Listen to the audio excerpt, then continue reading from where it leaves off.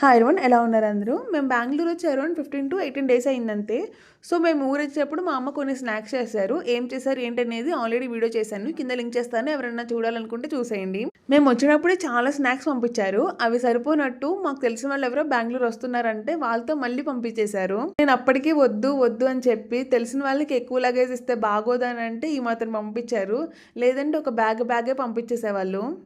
ఈ ప్యాకింగ్ అయితే next level అసలు. ఫస్ట్ మనకి ఫుడ్ గేట్ కవర్లో వేసి ప్యాక్ చేశారు, అంటే సీలింగ్ మిషన్తో సీల్ చేసేసారు.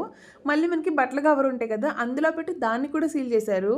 దీనే మనం స్టైల్గా డబుల్ లేయర్ ప్యాకింగ్ అని అంటాం కదా. ఇవన్నీ ఇక్కడ దొరకవా అంటే దొరుకుతాయి, బట్ వాళ్ళు ప్రేమతో పంపిస్తారు. మేము వద్దు వద్దు అంటే మీకోసం కాదు మా మనవరాల కోసం అని చెప్పి మరి పంపిస్తారు.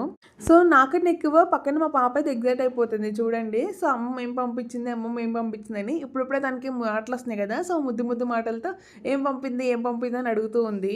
సో నేను ఊరు నుంచి వచ్చేటప్పుడు అయితే అమ్మ వాళ్ళ ఇంట్లో మా పాపవి కొన్ని బట్టలు అనేది మర్చిపోయి వచ్చేసాను. సో అవి కావాలి పంపించమంటే ఇంకా అవి కూడా పంపించారు. వీటిల్లో ఏమున్నాయి, అసలు ఏం పంపించారని తెలుసుకోవాలనుకుంటే పార్ట్ 2లో చూసేయండి. అండ్ మీరు మీ పుట్టింటి నుంచి ఎక్కువగా ఏం తెచ్చుకుంటారు అనేది కూడా ఖచ్చితంగా కామెంట్ చేసి చెప్పండి. Thank you for watching. Bye.